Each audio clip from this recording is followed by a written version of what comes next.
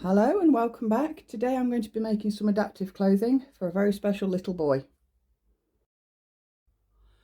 So I have a friend at school, one of the school mums should I say, and her eldest son is 14 and he's quite severely learning disabilities. So we need to make some adaptive clothing for him that will make his life and the life of his carers much easier. So the plan is to take these garments, which is your standard pair of men's boxer shorts and a vest.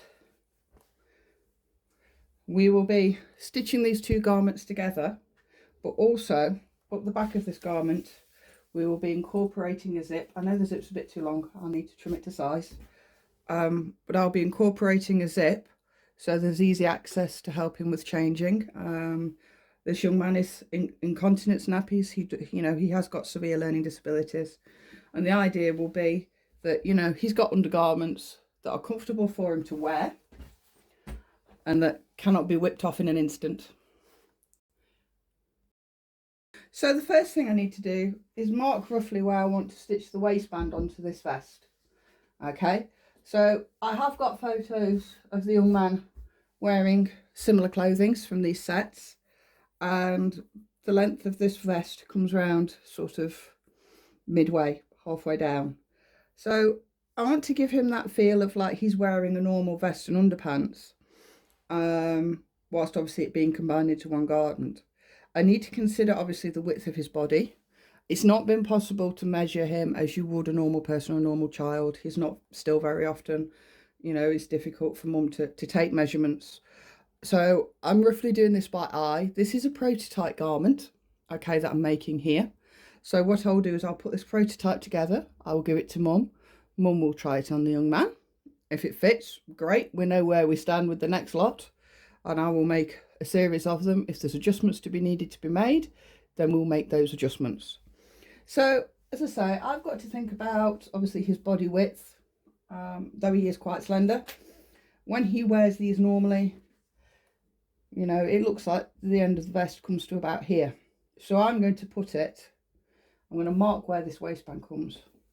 Yeah, so I'm going to mark the waistband in here. So when I come to sew this garment, I know where I need to be sewing. So as you can see, it's roughly 7 inches from the bottom. I'm going to double check my measurement this side, which is, 7 inches from the bottom. And then I'll put a line across. Now with this being a prototype garment, I'm not going to cut any of this excess off, okay? Because it might be I need to readjust where I stitch this waistband on this garment.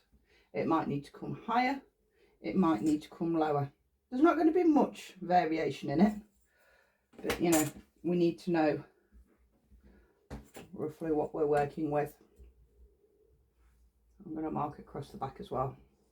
So now I've got the marking where the waistband will sit. The next thing I need to do is I basically need to split this garment in half. Yeah. So I'm going to measure to the middle of this garment from either side. So straight across, mark a line down the middle, and then I will cut this garment in half.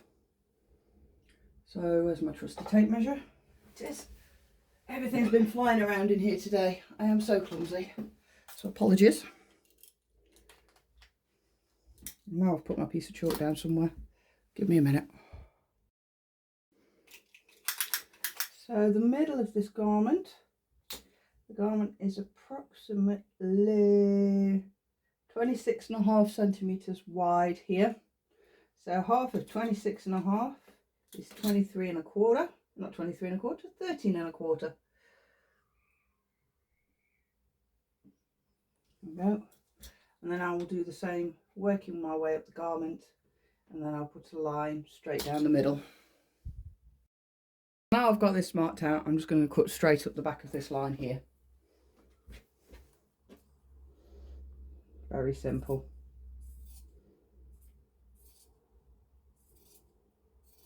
You may have seen in the news in the UK, which is where I'm based, the government is going to be making some very big changes to the disability benefits in this country. And unfortunately, it's people like my friend and her children that are going to be the worst affected. Get my words out. The government's like, oh, we can put them in training schemes until they're 22. Now, I'm not being funny. There are children out there who will not be able to go into training schemes. My friend's son is one of them. You know, they're teaching him within the special school that he's in now, you know, the basics of independence, going to the shop, buying food, because these things are a struggle for these disabled children. So for the government to think they can stick these children, these young people who deserve our absolute best, into some training scheme or another and take away the severe disability support that they currently get is absolutely crazy. The severe disability support this family gets means that she can have clothes made like this for her son, which will help her as a caregiver and help her son as well. Otherwise, she wouldn't be able to afford this sort of thing. You know, she would struggle to hold down a full-time job, because at the end of the day, you know, her son's care comes first, as any parent would say that. But her children's care needs are greater, you know, than your average child. You can't just put him in a preschool club or an after-school club. You know, he needs somebody with him 24/7. Anyway, I've now got the zip. Now, one thing I need to consider when fitting a zip into this garment is how irritating will this zip be to this young person. So what I actually want to do, I want to keep the outer edge of this zip on the outside of the garment, okay? So when I come to stitch it, I'll stitch it on the inside first, like this, and then I will fold it over, do it the other way around, opposite ways around. So basically, the outer edge of this zip will sit on this side, and then on the inside, you've got the softer part of the zip. I also need to make a cover for the end of the zip here, because these tails can be irritating and everything else, but I will get towards that to the end. So the next thing I need to do is clip in and stitch this zip.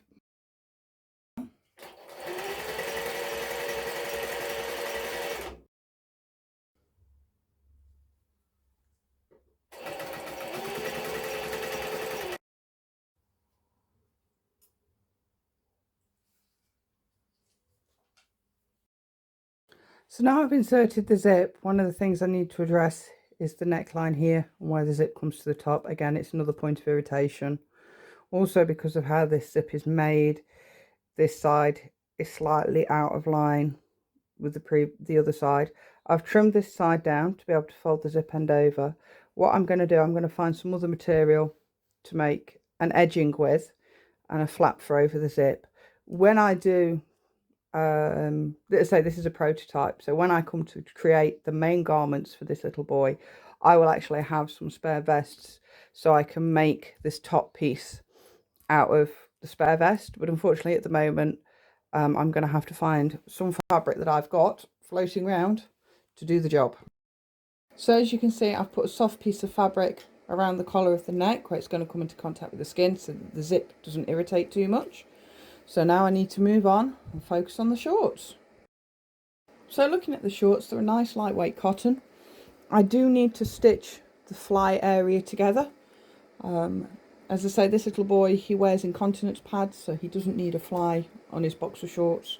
So I'm going to get that stitched up, and then we're going to look at stitching the vest top onto the shorts.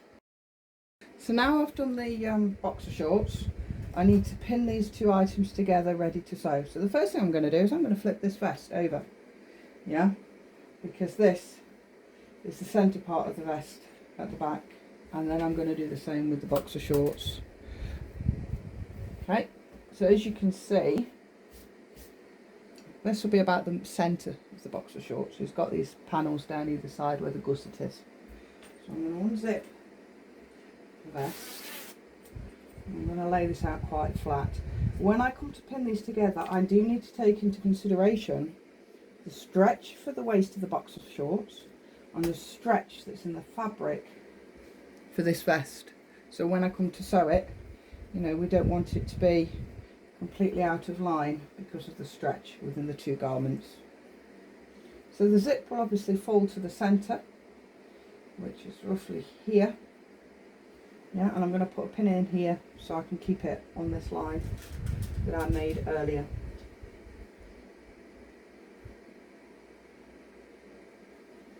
And then I'm going to do the same on the other side.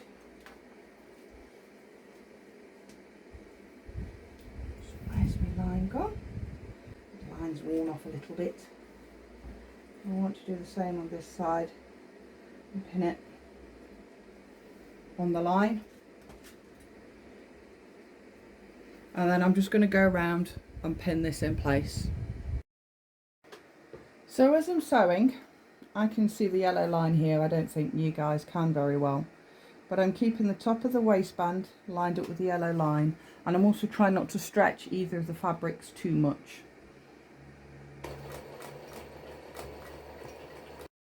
So there we have it, one piece of adaptive clothing.